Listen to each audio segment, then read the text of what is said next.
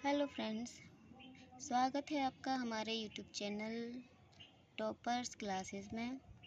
आज हम आपको पढ़ा रहे हैं 9th और 10th यानी कक्षा 9वीं और 10वीं में आने वाले हिंदी व्याकरण के वह प्रश्न जो आपकी परीक्षाओं में आते ही हैं। आपकी सूचना के लिए हम ये आपको बता दें कि आपकी वार्षिक परीक्षाओं के साथ ही तिमाही छिमाही परीक्षा में भी हिंदी व्याकरण लगभग 40 से 45 नंबर की आती है। अगर आपको इसका यकीन ना हो तो आप पेपर के नंबर जोड़ सकते हैं, जिसमें ऑब्जेक्ट, खाली स्थान, एक वाक्य में उत्तर, सही जोड़ियाँ, सत्यासत्य, ये सभी को जोड़कर आपके प्रश्नोत्तर भी सबसे ज़्यादा व्याकरण के आते हैं। आइए हम देखते हैं कि किस प्रकार से प्रश्न आते हैं। इसमें है उपसर्ग एवं प्रत्यय में अंतर। इनमें क्या अंतर है? पहले तो आपको ये समझ में आना चाहिए कि उपसर्ग क्या होते हैं और प्रत्यय क्या होते हैं। देखिए, हमने यहाँ पर लिखा है उ से आगे, यानी वे शब्द जो किसी शब्द के आगे जुड़ेंगे। पा से पीछे, यानी जो किसी शब्द के पीछे जुड़ेंगे। कहने का मतलब है कि अगर आप कभी इसमें कंफ्यूज हो जाते हैं, आप समझ नहीं पाते हैं कि ये दोनों एक जैसे हैं और हम क्या इसमें लिख दें, तो भूल जाओ। तो ध्यान रखना, ऊ से आगे और पा से पीछे। आइए सबसे पहले हम पढ़ेंगे इसकी परिभाषा क्या है। वे शब्दांश जो किसी शब्द के आगे जुड़कर उसका अर्थ बदल देते हैं उपसर्ग कहलाते हैं। यानी शब्द कुछ और होता है, यानी मूल शब्द अलग होता है, लेकिन जब उस मूल शब्द में कोई उपसर्ग जुड़ता है तो उसका पूरा का पूरा अर्थ बदल जाता है। इसी प्रकार वे शब्दांश जो किसी शब्द के पीछे जुड़कर उसका अर्थ बदल देते हैं प्रत्यय कहलाते हैं। इसमें भी परिभाषा आपकी सेम है, बस इसमें आगे जुड़ेंगे, इसमें पीछे जुड़ेंगे। देखिए, यह मूल शब्द से पूर्व लगते हैं, यानी इसमें कोई मूल शब्द होगा। ओके, जैसे उदाहरण में हमने देख लिया, यहाँ पे हम यहाँ पर उदाहरण लिखेंगे तो हम लिखेंगे प्रधनहार। तो ये क्या हो जाएगा? तो ये हो जाएगा आपका प्रहार। क्या हो जाएगा? प्रहार। तो उदाहरण में प्र उपसर्ग हार में जोड़ दिया। हार का मतलब दो होता है, एक तो गले का हार होता है और दूसरा होता है किसी की पराजय। तो इसमें जब हम प्र जोड़ेंगे तो ये प्रहार हो जाएगा, और प्रहार का मतलब होता है किसी पर वार करना। आया समझ में? ऐसे ही प्रत्यय का उदाहरण हम देखेंगे। इसका उदाहरण क्या होगा? जैसे हमने लिखा दूध, और इसमें हमने कौन सा प्रत्यय जोड़ दिया है? वाला। कौन सा जोड़ दिया? वाला। तो ये क्या हो जाएगा? दूध वाला। तो देखो, दूध अलग है और दूध वाला क्या हो जाएगा? कोई व्यक्ति। तो इस प्रकार इसमें क्या होता है? आगे पीछे शब्द जुड़कर अब उसके मूल शब्द का क्या होता है? अर्थ बदल देते हैं। प्रत्यय मूल शब्द के बाद लगते हैं। इसमें आप तीसरे पॉइंट में, जैसे इसमें हमने 2 पॉइंट लिखे हैं, तो आप तीसरे पॉइंट में आप इसका उदाहरण भी लिख सकते हैं। आशा है आपको ये प्रश्न समझ में आएगा। आइए आगे पढ़ते हैं। मुहावरा किसे कहते हैं? ध्यान से सुनिएगा, हमने पहले ही बताया है आपको कि ये सभी प्रश्न आपको 2 या 3 नंबर में पूछे जाएंगे, जिसमें 2 नंबर में सबसे ज़्यादा पूछे जाते हैं। मुहावरा किसे कहते हैं? आपने मुहावरा पढ़े होंगे, सभी ने पढ़े होंगे। क्या होते हैं? आइए हम पढ़ते हैं। एक ऐसा वाक्यांश, यानी वाक्य का अंश, एक ऐसा वाक्यांश जिसका अर्थ सामान्य अर्थ से भिन्न तथा चमत्कारिक होता है, मुहावरा कहलाता है। उदाहरण में देख लें, 9 2 11 होना, इसका मतलब यानी अर्थ क्या होता है? भाग जाना। अगर हम इसका प्रयोग करेंगे तो हम क्या करेंगे? चोर पुलिस को देखकर 9 2 11 हो गई। ये इसका उदाहरण हो जाएगा। अब हम पढ़ेंगे निपात शब्द। हाँ, जिस पर हमने टिक लगाया हुआ है। निपात शब्द किसे कहते हैं? ये कई बार पूछा जाता है, कई बार पूछा गया भी है। ये निपात शब्द होते क्या हैं? किसी भी बात पर अतिरिक्त भार देने के लिए, अतिरिक्त भार देने के लिए या फिर अधिक भार देने के लिए जो शब्दों का प्रयोग किया जाता है उसे निपात शब्द कहते हैं। जैसे उदाहरण क्या होंगे इसके, तक, मत, क्या, ही आदि। अब ये क्या है, तो देखिए आपने कहा कि तुम ही बाजार जाओगी, यानी हमने किसी व्यक्ति, स्पेशल व्यक्ति को ही कहा है कि तुम ही जाओगे। जैसे हमने कहा वहाँ पर मत जाना, ठीक है।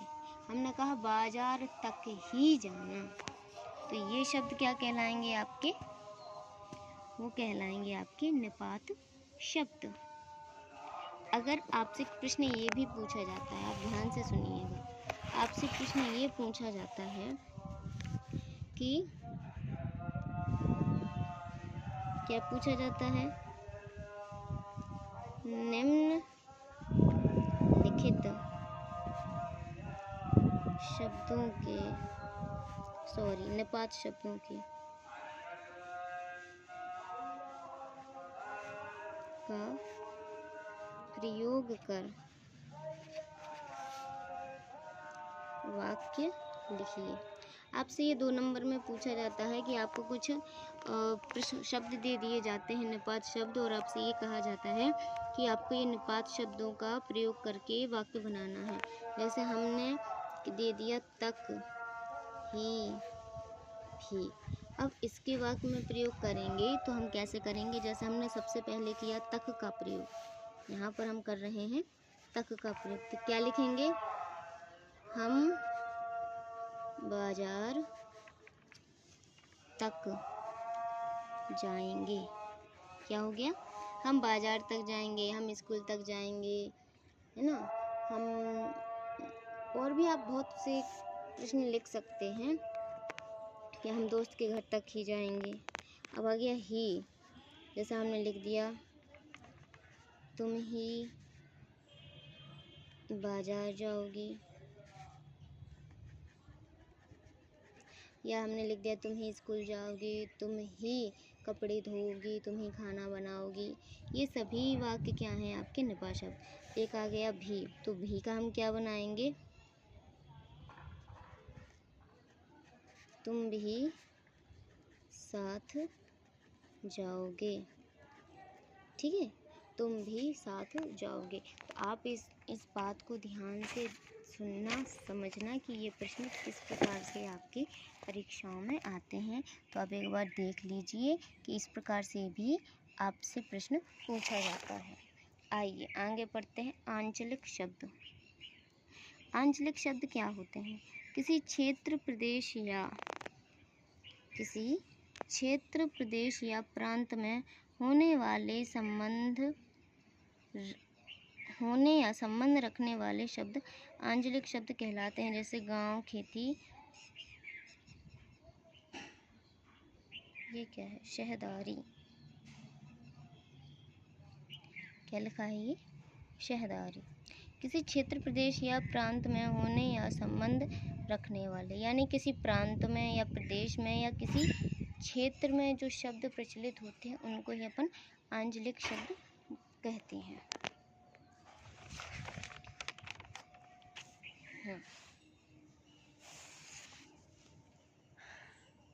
आइए पढ़ते हैं, रचना के आधार पर वाक्य के भेद। तो रचना के आधार पर वाक्य कितने प्रकार के होते हैं, तो रचना के आधार पर वाक्य 3 प्रकार के होते हैं। पहला साधारण या सरल वाक्य, संयुक्त वाक्य और मिश्रित वाक्य। एक प्रश्न ये याद रखना, आपसे ये पूछा जाता है ऑब्जेक्ट में, खाली स्थान में या एक वाक्य में। आपके 1 नंबर के क्वेश्चन में कहीं भी आपसे पूछ सकते हैं कि रचना के आधार पर वाक्य कितने प्रकार के होते हैं, या रचना के आधार पर वाक्य के कितने भेद हैं। तो इसके कितने भेद हैं, इसके भेद हैं कितने, केवल 3। ओके। अगर आपसे प्रश्न ये 2 नंबर में पूछा जाएगा तो इसमें पूछा जाएगा रचना के आधार पर वाक्य कितने प्रकार के होते हैं, उनके नाम लिखिए। आशा है आपको प्रश्न समझ में आए हैं। आइए हम पढ़ते हैं संधि और समास में अंतर। संधि और समास में अंतर आपसे बहुत बहुत बहुत ज़्यादा पूछा जाता है। क्या होता है? आपसे बहुत ज़्यादा पूछा जाता है। अब कैसे पूछा जाएगा, आइए देखते हैं। संधि दो वर्णों का मेल है, यानी संधि कहाँ बनती है? जब दो वर्णों का मेल होता है उसको हम संधि बोलते हैं। समास दो या दो से अधिक पदों का मेल होता है या दो या दो से अधिक शब्दों का मेल होता है।